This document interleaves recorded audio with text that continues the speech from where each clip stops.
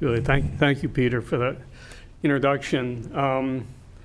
I'm here, but my partner's not. This is a busy time during our cycle in production.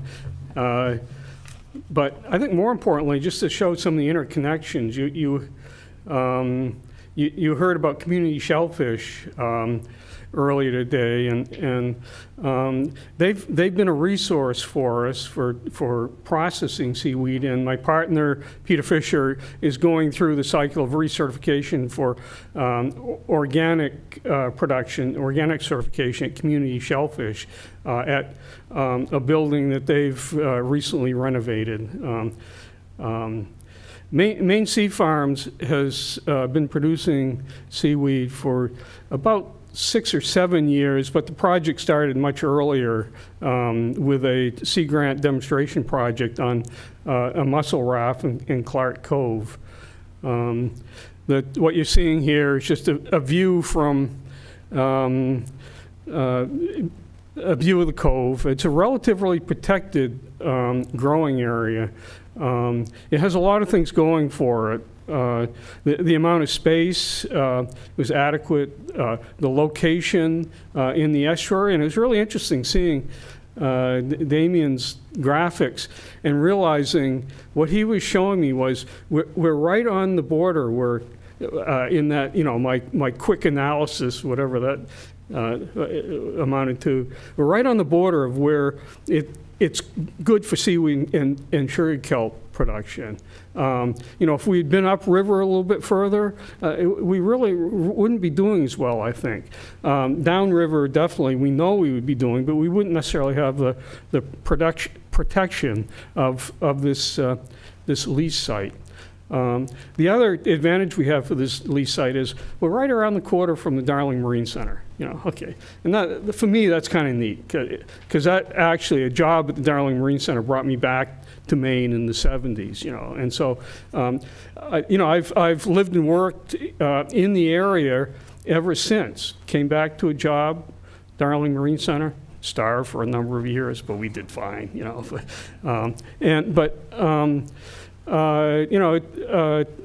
that start really provided me, not just Darling Marine Center, but University of Maine and everything else, provided me, basically what I needed for a foundation to continue working, raising a family, retiring, all those things in the mid-coast area.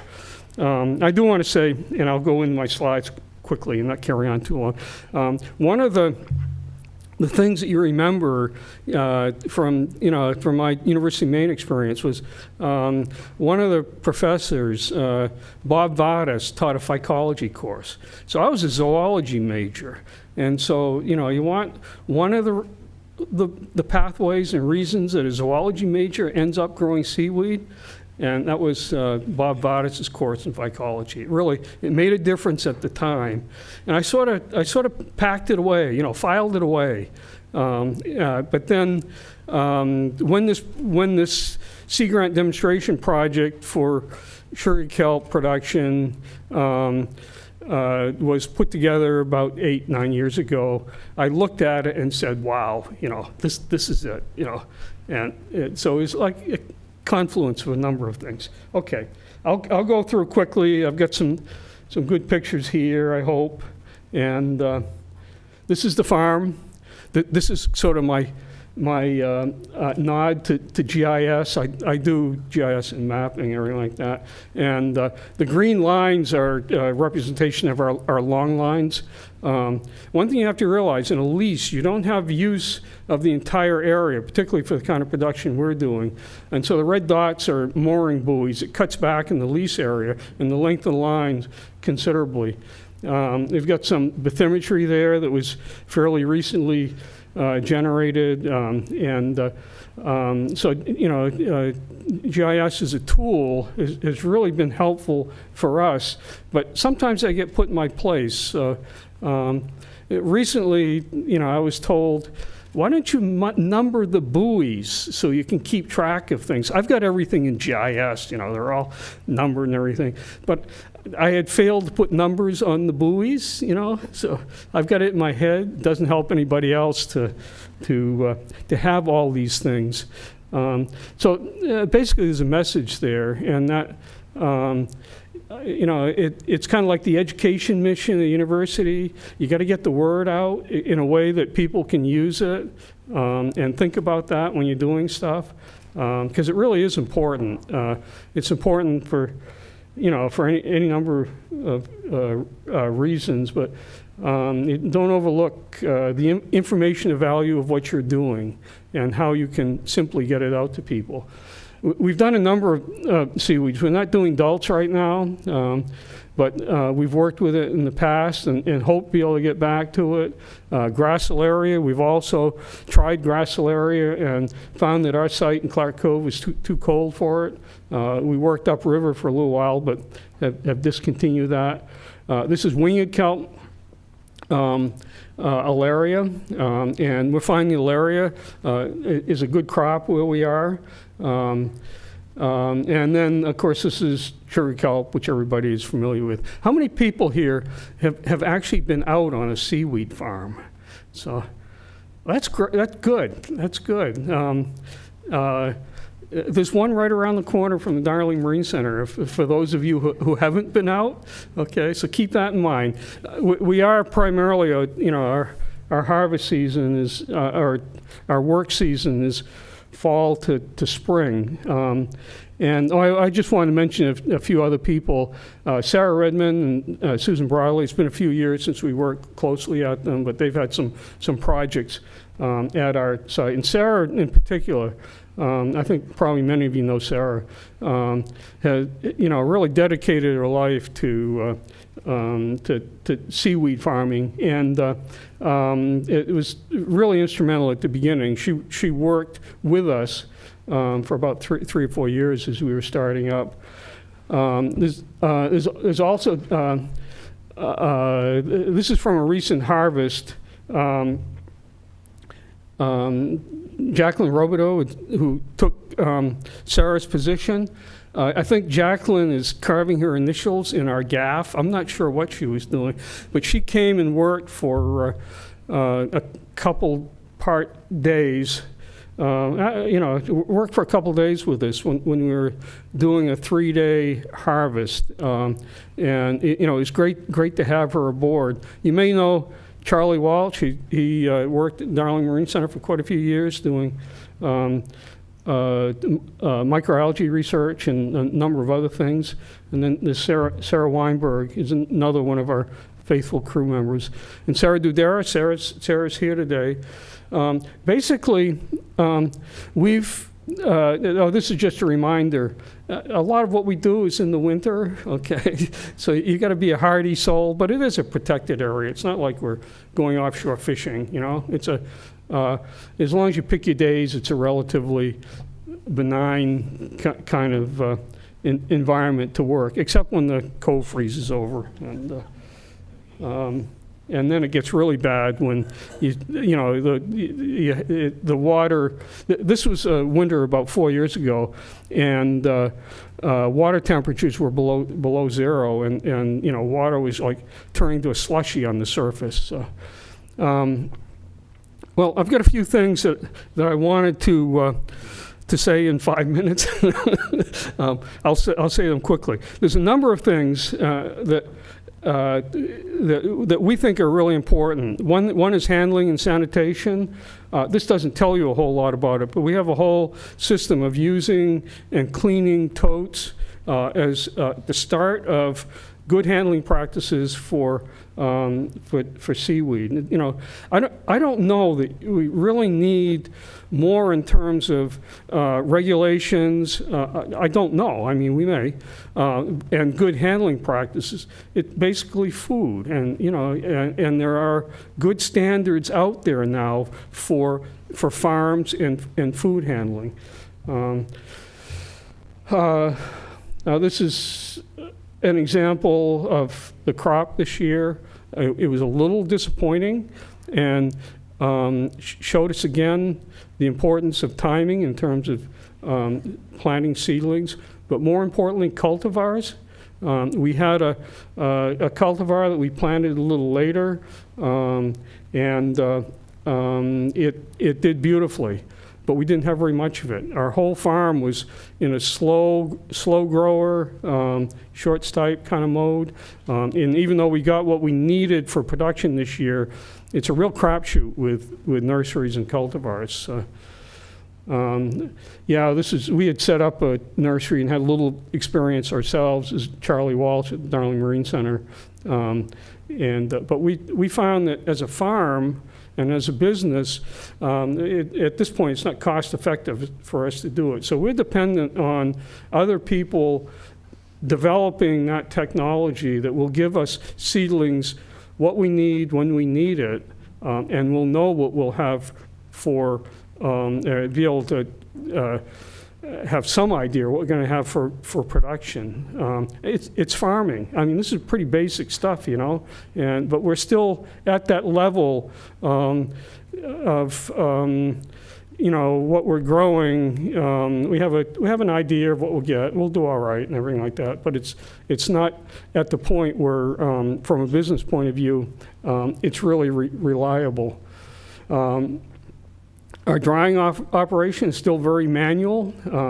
It's a 16 by 40 greenhouse, and you can see we've got them hung up using clotheslines. And for many years, I've said, I'm never going to do this again. Some people enjoy doing it, okay, hanging out laundry or whatever. But I've said, I'm never going to do this again. I keep doing it, you know.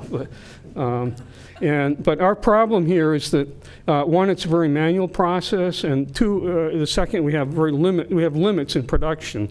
We can only fit, in a 16 by 40 space, we can only fit 200 pounds wet in there, which translates to about 20 pounds dry.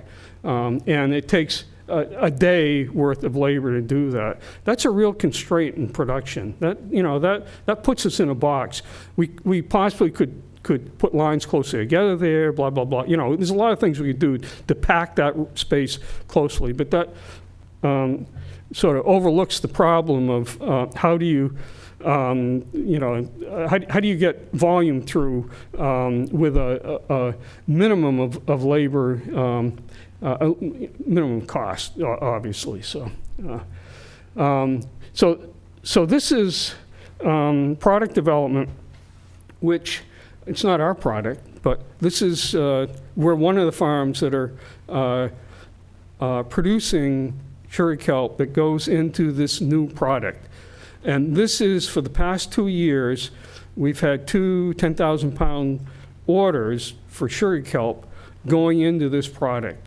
That forms, you know, this product development, this company, Akua, that's the name of the company, and the kelp jerky has, at least for the past 2 years, has given us a base of production. It's not, you know, everything that we're doing at Maine Sea Farms, but it's given us a base of production that we've been able to depend on for 2 years now, at least. And it all, you know, these guys, this is like the 3rd or 4th year, and they're just getting out on the market. So I'm not sure that it's in your local grocery store or wherever yet, but they're working on it. This is a couple graduate students from university came down during this 3-day harvest we did at Samuel and Dredy. You know, one of the things that we've done at Maine Sea Farms is we've been one of the farms that have contributed our seaweed to projects that graduate students and faculty are working on. So, you know, it hasn't been volume. You know, there's a number of farms that have done that, but it's something that, to the extent that we've been able to do it, we've been happy to provide, you know, what we're producing as a basis of research projects. So now Maine has the first retail seaweed business in the United States. I don't know if you know that, in Portland. Josh Rogers and Heritage Seaweed on India Street. You ought to check it out if you're interested. A really interesting guy, and he and a lot of other people have done some really great work, promoting seaweed, including Seaweed Week. So I don't know if any of you were involved with Seaweed Week. If you're down in the Portland area, I think it was hard to get away from, which is really fantastic. And it was beyond the Portland area too. But Seaweed Week culminated, in the dates there, and I don't know, they had 50 or 60 restaurants involved, which is incredible because 3 or 4 years ago, for 2 years, we sold fresh seaweed to Portland restaurants. And we had 16 restaurants that would order small quantities regularly. We couldn't maintain that because the volume was so low and the cost of delivery and everything. But that may change with Seaweed Week. They had, as I said, 50 or 60 restaurants, and even though these are photos of meals from the period 3 or 4 years ago when we were selling directly to restaurants in the Portland area, it just gives you an idea of what restaurants can do with sugar kelp. There's actually some stipes in that. Okay, I'm running out of time. I do want to say, okay, so I've got a marine biology background, and even though, it was kind of like the wow factor in kind of growing seaweed, this kind of stuff interests me too. It's what grows on seaweed. It's a problem for us. It shortens our season. It reduces our production. Kelp snails turned out to be a big problem in our farm, even though this year, next to nothing. They're there, but next to nothing. 3 years ago, this photo was taken 3 years ago. They were eating us out of house and home, and I was saying at the time, have we created a situation, typical farming, where we're creating a pest population that, is going to, not just be a problem for our farm, but also be a problem in the area? Well, it turned out, and talking to Adam St. Gelais in UNE, that he was seeing kelp snails up and down, that whole area. It was not unique that year to our area. And in fact, as I said, this year we saw very few. But if anybody is interested in doing work on, kelp snails and predation, population dynamics, that's something we'd be interested in. This is not so clear. These are tips of sugar kelp blades, and they have hydrozoans on them. Okay, so you can just barely make out this sort of spider web appearance on the blades. This is what this year is kind of bringing an end to our harvest season, is the development of these hydrozoans. Okay, so another, like population dynamic thing, and understanding what's going on with the biology and the implications for something like sugar kelp production. It's my partner, Peter Fisher, and we've seen a few of these. This is Clark Cove on a quiet day. So, okay, thank you. Yeah.